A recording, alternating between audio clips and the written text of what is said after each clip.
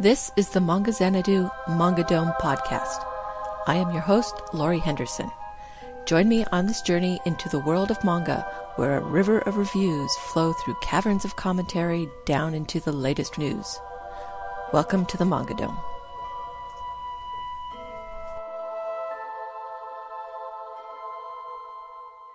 Episode 48, Carnival of Licenses. The Weekly Wish List. There could have been more titles on this week's wish list, but a lot of them were, yeah, I'm gonna get that volume, and I really had nothing to say about them, so I narrowed it down to just 3. Viz Media's Shoujo Beat line has become a favorite of mine, and one of the volumes that comes out this week ends a series I've tasted and enjoyed. Fushigi Yugi Genbu Kaiden was a sort of prequel to Fushigi Yugi and told the tale of the previous girl sucked into the pages of the universe of the 4 gods. It had a bumpy journey, having been put on hiatus for a few years, but finally the journey comes to an end with Volume 12.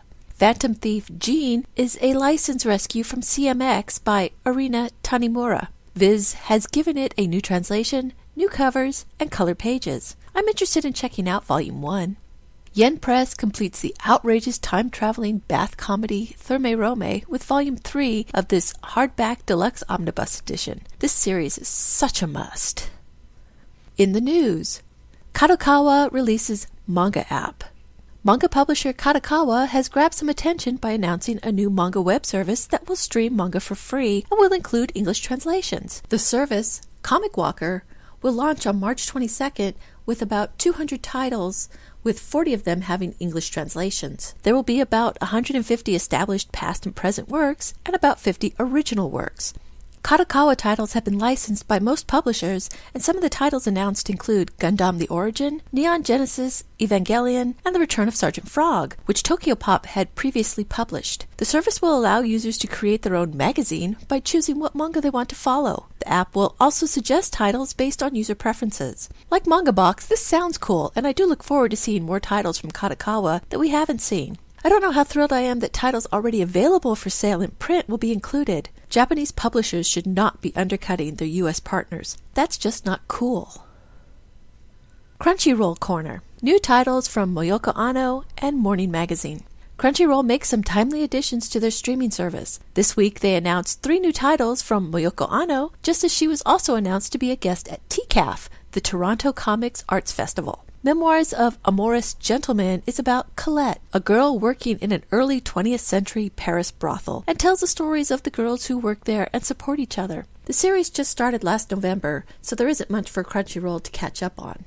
Buffalo 5 Girls is a 1-volume story that is available in its entirety. It is about girls forced into prostitution in a desert town. Candy and Susie are 2 girls who run away from their brothel and search for love and the freedom they can never have. The fan translation site Manga Reborn also translated this series, and it is available from them digitally. The Diary of Ochibi-san is a comic strip-like series, but not a 4-comma, that runs in the Monday edition of Asahi Shimbun. It is about the adventures of Ochibi-san, a boy who lives in Mametsubu-cho, a town in the ancient city of Kamakura, with his friends Nazeni the dog, Jack the naughty kitten, and Pankui the hungry dog. Ochibi-san's life is filled with encounters and new discoveries. The series is currently at 6 volumes, and Crunchyroll has the first 2 available for subscribers.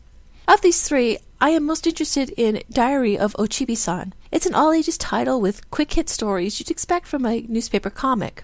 While I do enjoy Anno's dramatic works, there's only so much girls in brothel stories I can take. I liked Sakuran, but that about fills my quota. Crunchyroll also adds a non-Anno series. Investor Z is a series that runs in Kodansha's Morning Magazine. It is about Zaizen Takashi, who passes his entrance exams at the top and gets into Dojuku Gakuen, a middle school with the heritage of being a 130-year-old super advanced institute of higher education. After the entrance ceremony, Zaizen learns the school's secret. The top 6 students in the school are part of an investment club. Their duty is to invest 300 billion yen in capital and get an 8% profit. Zaizen becomes part of the club and the game. I'm feeling meh about this series, and the art doesn't help things. I'll pass. The Top 10 Department.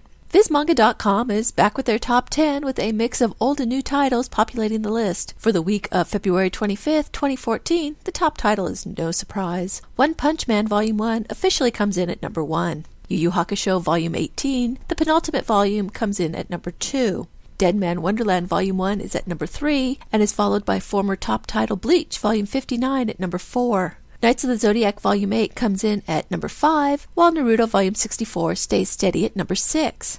W. Juliet Volume 12 comes in at number 7 and is followed by Whistle Volume 7 at number 8. Basara Volume 22 debuts at number 9, and Firefighter Volume 12 ends the list at number 10.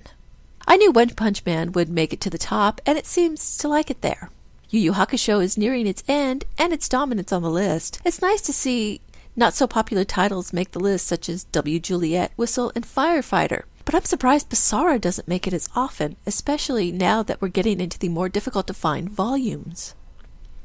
The Titans make themselves known again on the New York Times bestseller list. For the week ending March 1st, 2014, Attack on Titan Volume 1 retakes the top spot at number 1. Attack on Titan Volume 11 follows right behind, moving up 2 to number 2. Dead Man Wonderland debuts at Volume 3 and is followed by Naruto Volume 64, which moves up 2 to number 4. Attack on Titan Volume 2 returns at number 5, as does Nisekoi Volume 1, coming back at number 6. Kami-sama Kiss Volume 14 moves up 1 to number 7, while Attack on Titan Volume 3 makes a comeback to the chart at number 8. Blood Lad Volume 4, last week's top title, falls 8 to land at number 9, and Black Butler Volume 16 returns at number 10.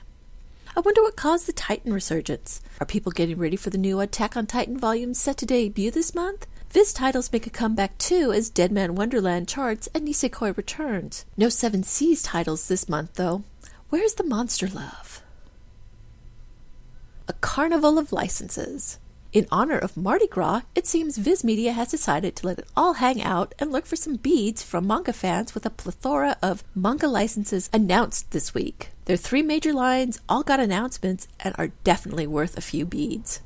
While Shonen Jump already got a new license with the series debut last week, it got 2 more titles added to their library. The big license that everyone has been waiting for is Assassination Classroom. An alien has come to Earth, showing his power by destroying the moon, and threatens to destroy the Earth unless a classroom of middle school students can kill him first.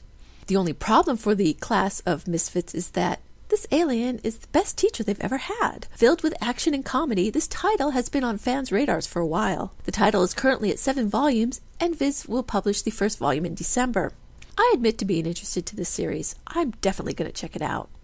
Akira Toriyama's Jocko the Galactic Patrolman was only serialized in Weekly Shonen Jump, but in January of next year, the 1-volume series will be available in both digital and print. Jocko, a galactic patrolman, crash lands near the home of Omori, a retired scientist who is continuing his experiments into time travel. Jocko decides to move in with him, and the two have to learn to get along long enough for Jocko to save the Earth from a dangerous threat. This volume will also include bonus material for Dragon Ball Z with content related to Goku's parents. I really want to read Jocko, but I couldn't care less about the Dragon Ball Z content. Shoujo Beat got 2 rounds of announcements. In the first round, they announced 2 vampire romance titles. Honey Blood is a 2-volume series about Hinata Sorazono, who doesn't believe in vampires even after a girl at her school is seemingly attacked by one. But then she meets her new neighbor, Junya Tokinaga, the writer of a popular vampire romance novel. He gets a taste of Hinata's blood and tells her it's sweet. Hinata is drawn to him, but could he really be a vampire, or worse yet, the one behind the attacks? I'm not into vampire romance, and this one really doesn't sound all that interesting, but it's only 2 volumes. It might be worth checking out the first volume. Kiss of the Rose Prince is a 9-volume series that just ended in 2012. Anis Yamamoto must always wear the rose choker given to her by her father, or some terrible punishment will befall her. But when bat-like being Ninufah falls on her, losing the choker, he gives her 4 cards that will call 4 nights with a kiss. 4 gorgeous men and a quest for a single girl. Sounds like a lot of eye candy, but fans on Twitter were excited about it. This title was also streamed by J-Manga before they ended their service last year. This is another meh, but I'll check out the first volume. These first 2 titles will be available in October in both print and digital. Much more exciting to me was the announcement of a new Chika Shiomi title. Yukariism is about author Yukari Kobayakawa, who writes about historical Japan with amazing detail. That's because he can travel back in time to his past life as a courtesan in the Edo period. His travels back in time help him unravel the karmic relationship he has with his classmate Maro Tachibana. It is currently at 3 volumes. I love Shiomi's work, and it is partially a historical piece. I can't wait. What I can wait for is a new volume for the shoujo beat line. Vampire Knight Fleeting Dreams is a collection of short stories based on the Vampire Knight manga series. I didn't like Vampire Knight the manga, so I'm certainly not picking up Vampire Knight the novel. Both these titles will be available in December. The Viz Signature line doesn't get a lot of love, but when it does, it's big. The first title to get added to this line this week was Resident Evil. This 5-volume series is a prequel to the Resident Evil 6 game, which came out in 2012. At the prestigious and elite Marhawa High School in Singapore, a student is undergoing a horrific transformation. Professor Doug Wright and his nephew Ricky are called in to investigate, but find themselves powerless against the deadly virus and growing tragedy. Chris Redfield and his team from the Bioterrorism Security Assessment Alliance arrive on the scene as things grow rapidly out of hand. I'm occasionally interested in tie-ins, especially of things I know about, so this one might not be bad, as long as it isn't too gory. Yeah, this is a Resident Evil title. Of course it's going to be gory. I saved the best for last. Master Keaton is a globe-trotting mystery that was started by Hokusai Katsushika and Naoki Urasawa, and because of a dispute between the creators, I never thought this would see an official licensed translation. Apparently that's been solved because Viz has licensed it. Master Keaton is about Tachi Hiraga Keaton, the son of a Japanese zoologist and an English noblewoman. Taichi himself is an archaeology professor who is also a part-time insurance investigator and former member of the SAS. He uses all of his knowledge and skills for sometimes unorthodox investigations and always gets to the truth. It's a detective drama with the lead as an archaeologist. I couldn't ask for a better mix. I am so happy this title is finally coming out. It will be published in 12 volumes and will include 18 pages of full-color artwork. This is one series I will not pass up and will be pre-ordering the moment it is available. December can't come too soon now. Thank you for listening to the Manga Xanadu Manga Dome podcast. You can find links to the stories and books discussed here in the show notes at manga.jdragononline.com.